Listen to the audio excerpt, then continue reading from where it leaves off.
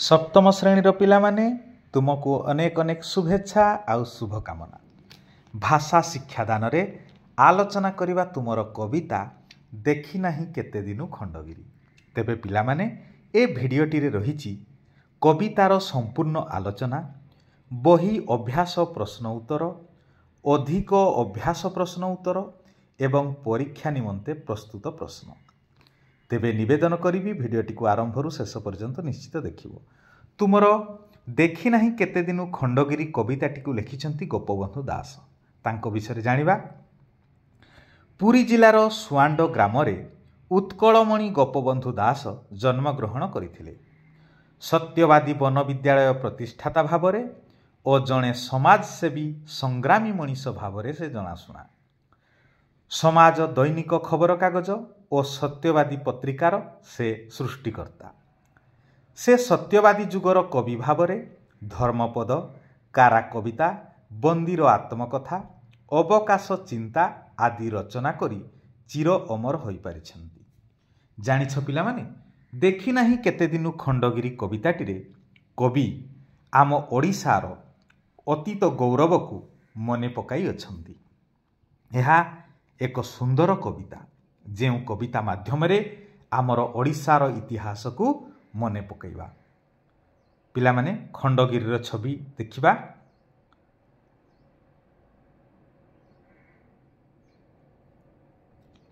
कविता पाठ करिबा। देखी नाही केते दिनु खंडगिरी, इतिहास जार अंके अंकित, अमर अक्षरे नीरव गंभीरे, गाए जे उत्कल गौरव गीत। कवि कहउछंती केते दिन बीती गलानी मु खंडगिरी को देखी नाही, जार देहरे इतिहास अंकित होई अछि अर्थात अंकन करा जाइछि। आउ सही खंडगिरी नीरव गंभीर होई अमर अक्षर रे उत्कल माटीर गौरव को गान करुअछि। पिलामाने शब्दर अर्थ मध्य दिया जाइछि। अंके कहिले देहरे बा कलरे, नीरव कहिले चुपचाप। तुमे एही भली विभिन्न स्वर रे कविता को पाठ करि परिबो। हला पिलामाने कविताटी को सुंदर भाबरे बुझी गला परे तुमे ताकू मने रखी प्रश्न उत्तर अति सहजरे करि परिबो। जिबा परवर्ती पद को। पड़े एबे मने प्रथम जौवने, सुषमा पिपासा भाव उन्मादे, खंडगिरी सिरी देखी नेत्र भरी, चिंतानी मगने बसिली पादे। सुषमा कहिले सौंदर्य बा सिरी, नेत्र कहिले आखि, नयन बा चक्षु। ताहले कवि कहउचंती मोर आजी मने पड़ुछि मते जेबे प्रथमे जौवन छुईला, अर्थात मु जेते बेले युवक अवस्थारे पाद देली सेते बेले मो मनरे सौंदर्य प्रति आकृष्ट थिला। मो मनरे पागल प्राय सौंदर्य देखिबार तृष्णा थिला। सेते बेले खंडगिरीर अपूर्व सौंदर्य देखी मु चिंतामग्न होई पड़िली। तार पाद देशरे तार निकटरे मु बसी पड़िली। कल्पनार पते काल प्रतिश्रते, भासी देखिली मु उज्जवल छवि, इतिहास जार न करे प्रचार, चिंती नाहांती जा काव्यरे कवि। कवि गोपबंधु दास कहउछंती मु कल्पनार जहाजरे बसी समय रूपक स्रोतरे भासी भासी खंडगिरीर सुंदर छवि को देखिली।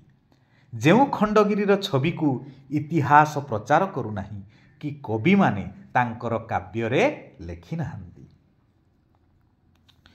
कालर प्रभावे जनस्मृति पटु रूपरेख जार लिभिछि आजी, कलिंगर सेही अतीत विभव, ऐरखार बेल किरती राजी। ताले कोन हेछि पिला माने, समयर प्रभाव रे लोकस्मृति रु आजी खंडगिरीर रूपरेख लिभि जाइछि अर्थात दूरेई जाइछि। ए खंडगिरी हेउछि कलिंग सम्राट ऐरखार बेलंक कीर्ति। तापरे परवर्ती पदटी पढ़िबा।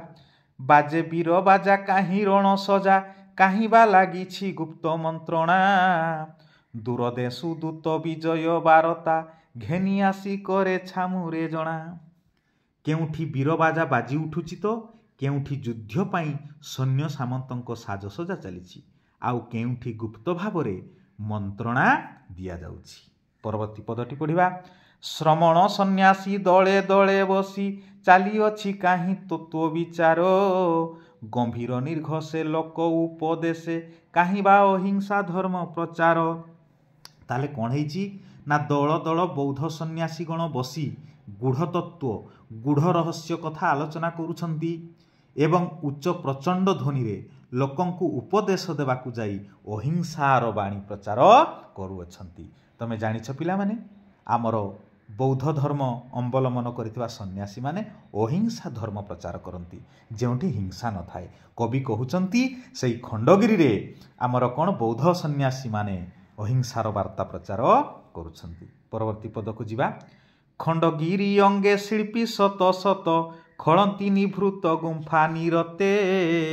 କାହିଁ ଗୁପ୍ତଚର ରାଜ୍ୟ ସମାଚାର ଏକାନ୍ତେ ଜଣାଏ ନୃପପୁରତେ।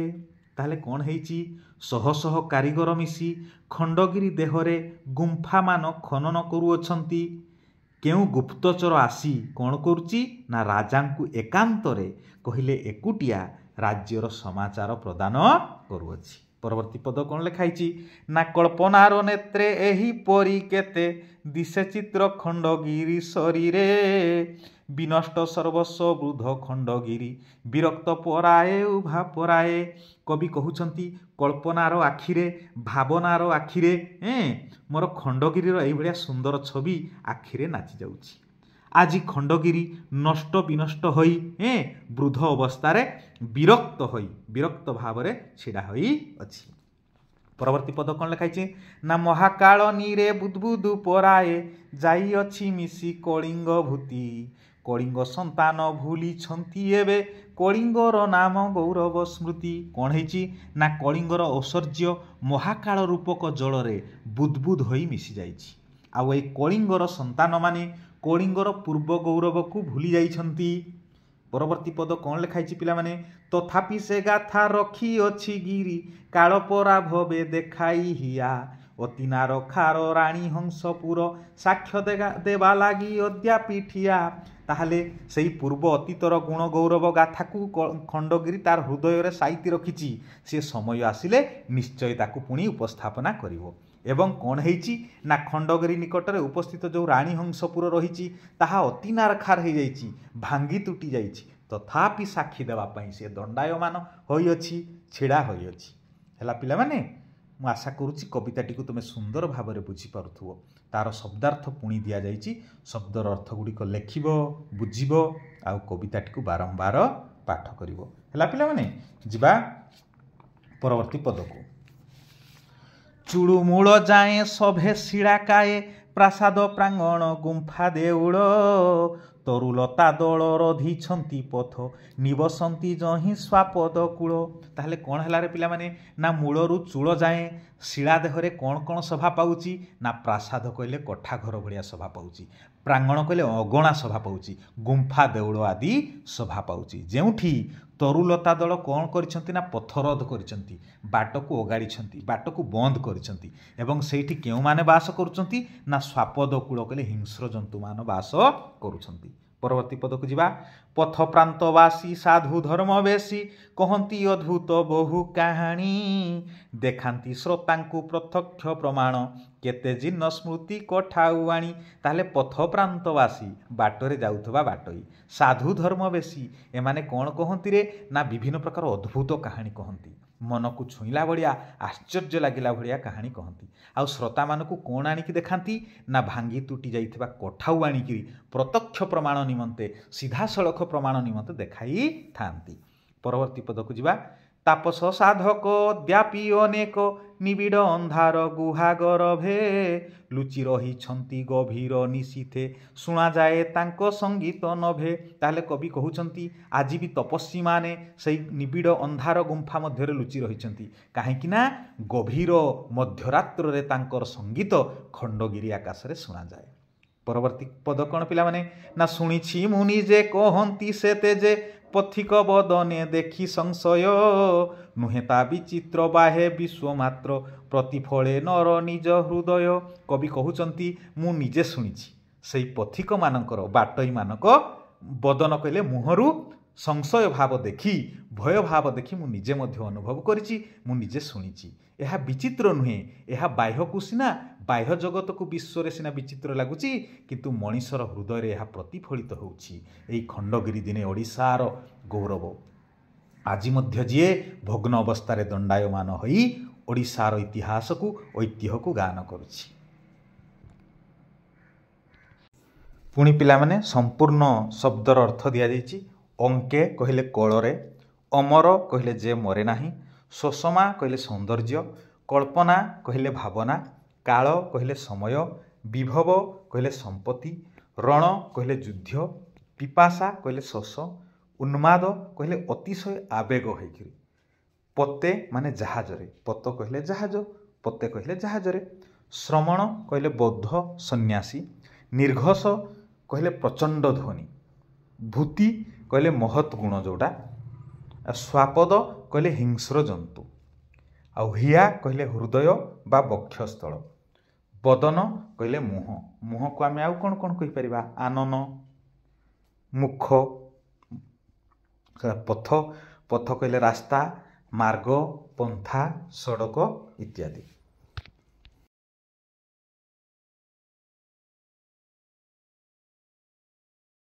ବହିରେ ଥିବା ଅଭ୍ୟାସ ପ୍ରଶ୍ନ ଉତ୍ତର ଆଲୋଚନା କରିବା। 1 ନମ୍ବର କ ପ୍ରଶ୍ନ, କବିତାଟିରେ ବର୍ଣ୍ଣିତ ସ୍ଥାନ କେଉଁଠି ଅଛି? ଉତ୍ତର, କବିତାରେ ବର୍ଣ୍ଣିତ ସ୍ଥାନ ଖୋର୍ଦ୍ଧା ଜିଲ୍ଲାର ଭୁବନେଶ୍ୱର ଉତ୍ତର ପଶ୍ଚିମ ଦିଗରେ ଅଛି। ଖ ନମ୍ବର ପ୍ରଶ୍ନ, କବି ଖଣ୍ଡଗିରିକୁ ଉତ୍କଳ ଗୌରବର ପ୍ରତୀକ ରୂପେ କାହିଁକି ବର୍ଣ୍ଣନା କରିଛନ୍ତି? ଉତ୍ତର, କବିଙ୍କ ଭାଷାରେ ଖଣ୍ଡଗିରି ଦେହରେ ଉତ୍କଳର ଇତିହାସ ଅଙ୍କିତ ହୋଇ ରହିଛି। ସେ ନୀରବ ଆଉ ଗମ୍ଭୀରରେ ଉତ୍କଳ ମାଟିର ଗୌରବକୁ ଗାନ କରୁଅଛି। ଏଣୁ କବି ଖଣ୍ଡଗିରିକୁ ଉତ୍କଳ ଗୌରବର ପ୍ରତୀକ ରୂପେ ବର୍ଣ୍ଣନା କରିଛନ୍ତି। ଗ ନମ୍ବର ପ୍ରଶ୍ନ, ଖଣ୍ଡଗିରି ଜନସ୍ମୃତିରୁ କାହିଁକି ହଜିଯାଇଛି? ଉତ୍ତର, ସମୟର ପ୍ରଭାବରେ ଖଣ୍ଡଗିରି ଜନସ୍ମୃତିରୁ ହଜିଯାଇଛି। ଘ ନମ୍ବର ପ୍ରଶ୍ନ, କବିତାରେ ରାଣୀହଂସପୁର ସମ୍ପର୍କରେ କବି କ'ଣ କହିଛନ୍ତି? ଉତ୍ତର, ଆଜି ଅତି ମାତ୍ରାରେ ନାରଖାର ହୋଇ ମଧ୍ୟ ଅତୀତ ସମ୍ପର୍କରେ ସାକ୍ଷୀ ଦେବା ପାଇଁ ରାଣୀହଂସପୁର ଛିଡ଼ା ହୋଇଛି। ମ ନମ୍ବର ପ୍ରଶ୍ନ, ସାଧୁ ଧର୍ମବେଶୀ ଓ ଖଣ୍ଡଗିରି ପଥପ୍ରାନ୍ତବାସୀଙ୍କ ସମ୍ପର୍କରେ କବିତାରେ କ'ଣ କୁହାଯାଇଛି? ଉତ୍ତର, ସାଧୁ ଧର୍ମବେଶୀ ଓ ଖଣ୍ଡଗିରି ପଥପ୍ରାନ୍ତବାସୀ ଖଣ୍ଡଗିରି ସମ୍ପର୍କରେ ଅନେକ ଅଦ୍ଭୁତ କାହାଣୀ କହିଥାନ୍ତି। ଶ୍ରୋତାମାନଙ୍କୁ ପ୍ରତ୍ୟକ୍ଷ ପ୍ରମାଣ ସ୍ୱରୂପ ନଷ୍ଟ ହୋଇଥିବା କୋଠାଉ ଆଣି ଦେଖାଇଥାନ୍ତି। ଆଶା କରୁଛି ପିଲାମାନେ ଭିଡ଼ିଓଟି ନିଶ୍ଚିତ ଭାବରେ ଉପାଦେୟ ହେବ। ତୁମେ ଏହାକୁ ଲାଇକ୍ କରିବା ସହିତ ତୁମ ସାଙ୍ଗମାନଙ୍କୁ ନିଶ୍ଚିତ ସେୟାର କରିଦେବ। ଯିବା ପରବର୍ତ୍ତୀ ପ୍ରଶ୍ନକୁ। 2 ନମ୍ବର କ ପ୍ରଶ୍ନ, କବି ଖଣ୍ଡଗିରିକୁ ଦେଖି କାହିଁକି ଚିନ୍ତାମଗ୍ନ ହୋଇ ପଡ଼ିଛନ୍ତି? ଉତ୍ତର, କବିଙ୍କ ବର୍ଣ୍ଣନାରେ ଖଣ୍ଡଗିରି ହେଉଛି ଉତ୍କଳ ଇତିହାସର ମୂକ ସାକ୍ଷୀ। ମାତ୍ର ଆଜି ଖଣ୍ଡଗିରି ବୃଦ୍ଧ ଭଳି ନଷ୍ଟ ଶରୀର ଧରି ଦଣ୍ଡାୟମାନ। ଏଣୁ କବି ଖଣ୍ଡଗିରିକୁ ଦେଖି ଚିନ୍ତାମଗ୍ନ ହୋଇ ପଡ଼ିଛନ୍ତି। ଖ ନମ୍ବର ପ୍ରଶ୍ନ, କବିତାରେ ଖଣ୍ଡଗିରି ରାଜଦରବାରର ଦୃଶ୍ୟ କିପରି ଚିତ୍ରିତ ହୋଇଛି? ଉତ୍ତର, କବିତାର ବର୍ଣ୍ଣନା ଅନୁସାରେ ଖଣ୍ଡଗିରି ରାଜଦରବାରରେ ବୀରବାଜା ବାଜିବା ସହିତ ଯୁଦ୍ଧ ନିମନ୍ତେ ସାଜସଜା ଚାଲିଛି। ଦୂରଦେଶରୁ ଦୂତ ଆସି ବିଜୟର ଖବର ରାଜାଙ୍କୁ ଜଣାଉଅଛି।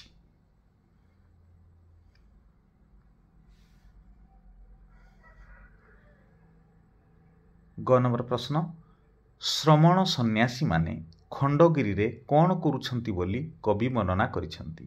ଉତ୍ତର, କବିଙ୍କ ବର୍ଣ୍ଣନା ଅନୁସାରେ ଶ୍ରମଣ ସନ୍ନ୍ୟାସୀମାନେ ଦଳ ଦଳ ବସି ଅତି ଗୂଢ଼ କଥା ବା ରହସ୍ୟ ବିଚାର କରୁଅଛନ୍ତି। ପୁଣି ଉଚ୍ଚ ଧ୍ୱନିରେ ଲୋକଙ୍କ ଆଗରେ ଉପଦେଶ ଦେବାକୁ ଯାଇ ଅହିଂସା ବାଣୀ ପ୍ରଚାର କରୁଅଛନ୍ତି। ଘ ନମ୍ବର ପ୍ରଶ୍ନ, ଖଣ୍ଡଗିରି ଗୁମ୍ଫାରେ ଶିଳ୍ପୀମାନେ କେଉଁ କାର୍ଯ୍ୟ କରୁଅଛନ୍ତି? ଉତ୍ତର, ଖଣ୍ଡଗିରି ଗୁମ୍ଫାରେ ଶହ ଶହ ଶିଳ୍ପୀଗଣ ନିୟମିତ ଖନନ କରୁଛନ୍ତି। ଏହି କାମ ଅତି ଗଭୀର ଗୁମ୍ଫା ମଧ୍ୟରେ ଚାଲିଥିବା କଥା କବି କହିଅଛନ୍ତି। ପିଲାମାନେ, ଖନନ କହିଲେ ଖୋଳିବା।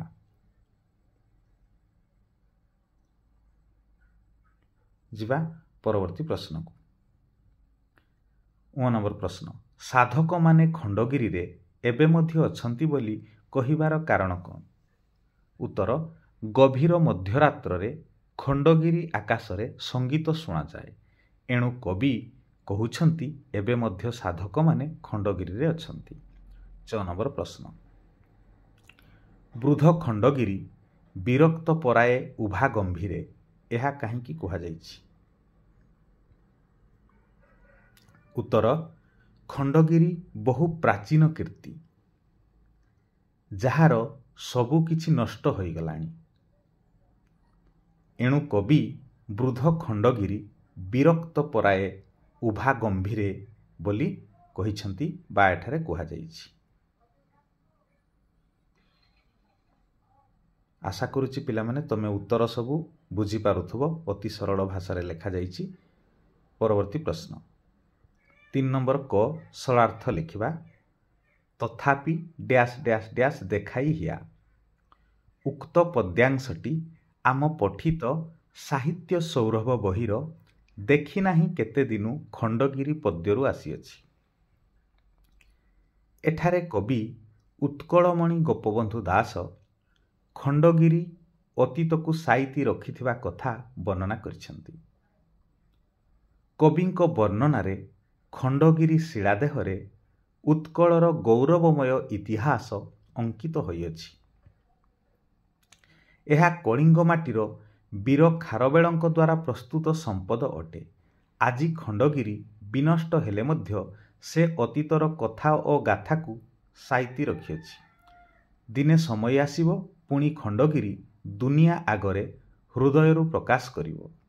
ଏଠାରେ କବିଙ୍କ ବର୍ଣ୍ଣନା ଯୁକ୍ତିଯୁକ୍ତ ଅଟେ। ଖ ନମ୍ବର ସରଳାର୍ଥ, ନୁହେଁ ତା ଡ୍ୟାସ୍ ନିଜ ହୃଦୟ। ଉକ୍ତ ପଦ୍ୟାଂଶଟି ଆମ ପଠିତ ସାହିତ୍ୟ ସୌରଭ ବହିର ଦେଖି ନାହିଁ କେତେ ଦିନୁ ଖଣ୍ଡଗିରି କବିତାରୁ ଆନିତ।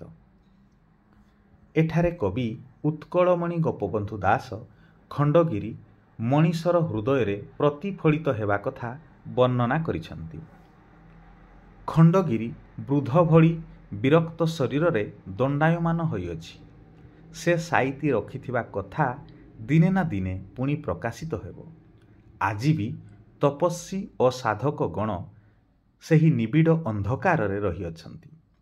ବାଟୋଇ ମନର ଭୟ ଦୂର କରିବା ନିମନ୍ତେ ସେମାନେ ଜୋର ଦେଇ ସେ କଥା ଉପସ୍ଥାପନ କରନ୍ତି। ଏଥିରେ ଆଶ୍ଚର୍ଯ୍ୟ ବୋଲି କିଛି ନାହିଁ, କାହିଁକି ନା ମଣିଷ ନିଜ ହୃଦୟରେ ତାହା ପ୍ରତିଫଳିତ ହେଉଅଛି। ଏଠାରେ କବିଙ୍କ ବର୍ଣ୍ଣନା ଖୁବ୍ ସୁନ୍ଦର ଓ ଶିକ୍ଷଣୀୟ। 4 ନମ୍ବର, ସମଚାରିତ ଶବ୍ଦର ଅର୍ଥ ଲେଖି ବାକ୍ୟରେ ବ୍ୟବହାର କରିବା। ପ୍ରାସାଦ କହିଲେ କୋଠାଘର।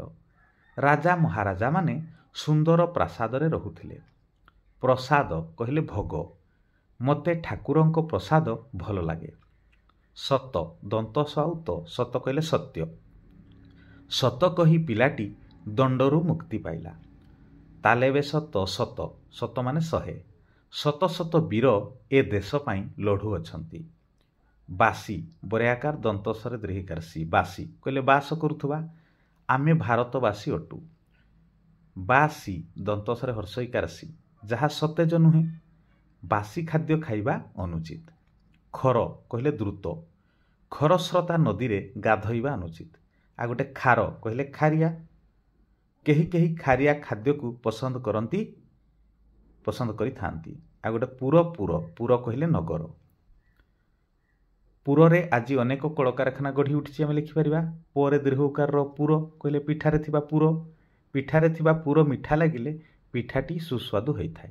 5 ନମ୍ବର, ମନେ ପକାଇ କବିତାର ପଦଟିକୁ ପୂରଣ କର। କ ନମ୍ବର କ'ଣ ହେବ ନା ଦୂରଦେଶୁ ଦୂତ ବିଜୟ ବାରତା ଘେନି ଆସି କରେ ଛାମୁରେ ଜଣା। ଖ ନମ୍ବର ଗମ୍ଭୀର ନିର୍ଘୋଷେ ଲୋକ ଉପଦେଶେ କାହିଁବା ଅହିଂସା ଧର୍ମ ପ୍ରଚାର। ଗ ନମ୍ବର ଚୁଳୁମୂଳ ଯାଏ ସଭେ ଶିଳାକାଏ ପ୍ରାସାଦ ପ୍ରାଙ୍ଗଣ ଗୁମ୍ଫା ଦେଉଳ ତରୁଲତା ଦଳ ରଧିଛନ୍ତି ପଥ ନିବସନ୍ତି ଯହିଁ ସ୍ୱାପଦ କୂଳ। ଯିବା ପରବର୍ତ୍ତୀ ପ୍ରଶ୍ନକୁ। 6 ନମ୍ବର ଉଜ୍ଜଳ ଛବି ଏହା କେଉଁ ପ୍ରସଙ୍ଗରେ ବର୍ଣ୍ଣନା କରାଯାଇଛି ଦେଖିବା। କବି ଉତ୍କଳର ଏକ ସମ୍ପଦ ଭରା ରୂପକୁ କଳ୍ପନାର ଦୃଷ୍ଟିରେ ଦେଖିବା ପ୍ରସଙ୍ଗରେ ଉଜ୍ଜଳ ଛବି ବୋଲି କହିଛନ୍ତି। ଖ ନମ୍ବର କଳିଙ୍ଗର ଭୂତି ମହାକାଳ ରୂପକ ଜଳରେ କଳିଙ୍ଗର ଐଶ୍ୱର୍ଯ୍ୟ ମିଶି ଯାଇଥିବା ପ୍ରସଙ୍ଗରେ କଳିଙ୍ଗର ଭୂତି ବୋଲି କୁହାଯାଇଛି। ଗ ନମ୍ବର ପ୍ରତ୍ୟକ୍ଷ ପ୍ରମାଣ ପଥପ୍ରାନ୍ତବାସୀ ଓ ସାଧୁ ଧର୍ମବେଶୀ ବହୁ ଅଦ୍ଭୁତ କାହାଣୀ କହିବା ସହିତ ଜୀର୍ଣ୍ଣ ସ୍ମୃତି କୋଠାଉ ଆଣି ପ୍ରତ୍ୟକ୍ଷ ପ୍ରମାଣ ଦେଖାଇବା ପ୍ରସଙ୍ଗରେ ଏକଥା କୁହାଯାଇଛି। ଘ ନମ୍ବର ସଙ୍ଗୀତ ନଭେ ଆଜି ବି ଖଣ୍ଡଗିରି ଗୁମ୍ଫାରେ ଅନେକ ତପସ୍ୱୀ ସେହି ନିବିଡ଼ ଅନ୍ଧାରରେ ରହି ରାତି ଅଧରେ ତାଙ୍କ ସଙ୍ଗୀତ ଆକାଶକୁ ଶୁଣାଯିବା ପ୍ରସଙ୍ଗରେ ଏକଥା କୁହାଯାଇଛି। ଆଶା କରୁଛି ପିଲାମାନେ ତମେ ସବୁ ଉତ୍ତର ଅତି ସରଳ ଭାଷାରେ ବୁଝିପାରୁଥିବ। ତମେ ବାରମ୍ବାର ଏହାକୁ ଲେଖିଲେ ଅତି ସୁନ୍ଦର ଭାବରେ ତୁମର ଅଭ୍ୟାସ ହୋଇଯିବ। ପରବର୍ତ୍ତୀ ପ୍ରଶ୍ନ 7 ନମ୍ବର ପ୍ରଶ୍ନ ଗୋଟିଏ ଲେଖାଏଁ ପ୍ରତି ଶବ୍ଦ ଲେଖିବା। କାୟା କହିଲେ ଶରୀର, ହିଆ କହିଲେ ହୃଦୟ ବା ବକ୍ଷସ୍ଥଳ, ନିଶୀଥ ମଧ୍ୟରାତ୍ରି, ନଭ କହିଲେ ଆକାଶ, ଆଉ କୋଠାଉ କୋଠାଉ କହିଲେ ପାଦୁକା। ଯିବା 8 ନମ୍ବର ପ୍ରଶ୍ନକୁ। ଶବ୍ଦଗୁଡ଼ିକର ଅର୍ଥ ଲେଖିବା। ରଧିଛନ୍ତି କହିଲେ କ'ଣ? ଅଟକାଇଛନ୍ତି ବା ପ୍ରତିବନ୍ଧକ କରିଛନ୍ତି ବା ବନ୍ଦ କରିଛନ୍ତି।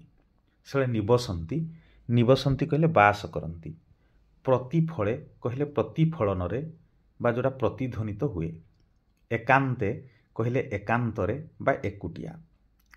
ନିରତେ କହିଲେ ସବୁବେଳେ ବା ସର୍ବଦା।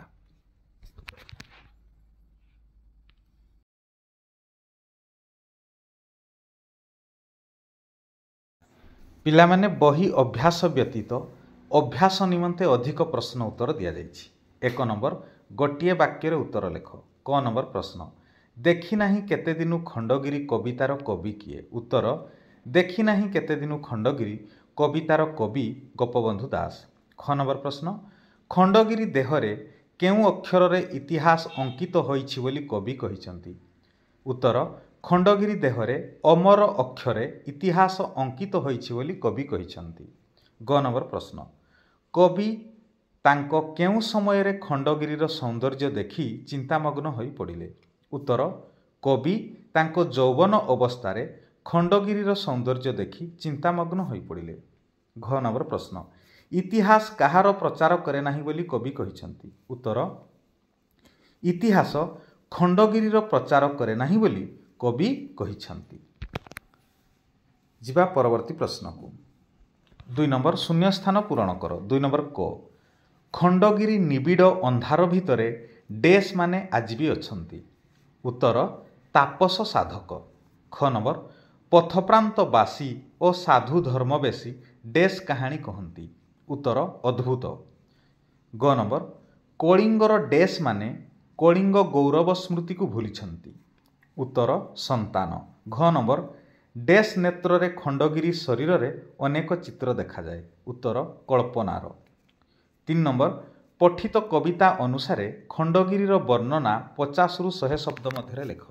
ଉତ୍ତର ପଠିତ କବିତା ଅନୁସାରେ ଖଣ୍ଡଗିରି ହେଉଛି ଓଡ଼ିଶା ଇତିହାସର ମୂକ ସାକ୍ଷୀ। ସେ ନୀରବରେ ଉତ୍କଳ ମାଟିର ଗୌରବ ଗାନ କରୁଅଛି। ଖଣ୍ଡଗିରିର ସୌନ୍ଦର୍ଯ୍ୟ ଆଜି ନଷ୍ଟ ହୋଇଯାଇଛି, ମାତ୍ର ସମୟକ୍ରମେ ତାହା ପୁଣି ସେ ଦେଖାଇ ଦେବ। ଖଣ୍ଡଗିରି ହେଉଛି ସମ୍ରାଟ ଖାରବେଳଙ୍କ କୀର୍ତ୍ତି। ଖଣ୍ଡଗିରିରେ ଅବସ୍ଥିତ ରାଣୀ ହଂସପୁର ନଷ୍ଟ ବିନଷ୍ଟ ହୋଇ ମଧ୍ୟ ସାକ୍ଷୀ ଦେବା ନିମନ୍ତେ ଦଣ୍ଡାୟମାନ। ଏଣୁ ଖଣ୍ଡଗିରି କଳିଙ୍ଗର ଐତିହାସିକ मूल्यवान संपद अटे। आशा करुच्ची पिलामाने एही सबु अधिक अभ्यास करिबा द्वारा तुमर भाषागत ज्ञान अधिक बढ़िबो। परवर्ती प्रश्न 4 नंबर विपरीत शब्द लेख। अमर मर, प्रचार अपप्रचार, विजय पराजय, विचार निर्विचार, अहिंसा हिंसा। एबे प्रतिशब्द लिखिबा। सुषमा, सुषमार प्रतिशब्द सिरी सौंदर्य, शिला, शिलार प्रतिशब्द पत्थर पाषाण। 6 नंबर प्रश्न कवितारे वर्णित ओडिशार अन्य नाम गुड़िक लेख। ताहले कवितारे वर्णित ओडिशार अन्य नाम गुड़िक हला उत्कल आउ कलिंग। मन रखिबा पिला माने ओडिशार कवितारे दिया जायछि उत्कल कलिंग। तमे आहुरी मन रखिबो ओडिशार आउ गोटे नाम होछि उड्र। उड्र उत्कल कलिंग कौशल एसबु ओडिशार अन्य नाम। जिबा परवर्ती प्रश्न को केउ पदरे एकथा कुहा जायछि सेही पद्यटी को लेखिबा। क नंबर बीरबाजा बाजिबा सहित केउठी गुप्त मंत्रणा लागिछि। कवितारे कौन हबो ना बाजे बीरबाजा काहीं रण सजा काहीं बा लागिछि गुप्त मंत्रणा। ख नंबर आजि मध्य सेही निबिड़ अंधार भितरे तपस्वी माने अछंती। उत्तर तापस साधक अद्यापि अनेक निबिड़ अंधार गुहा गरभे। 9 नंबर समचारित शब्दर अर्थ लिखिबा। काल काल, काल कहिले समय, काल कहिले जम। पिला माने तमे निश्चित भावरे एई बही अभ्यास व्यतीत जो अधिक अभ्यास निमंते प्रश्न उत्तर दिया जाइछि ताकू तुमे बारंबार अभ्यास करिवो। एहाकू करिबा द्वारा तुमर भाषागत ज्ञान अधिक मात्रा रे बढ़िबो।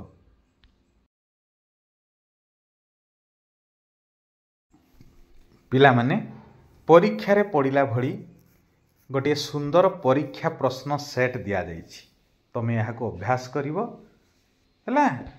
एहाकू अभ्यास कले अनेक किछि भाषागत ज्ञान जानि परिबो।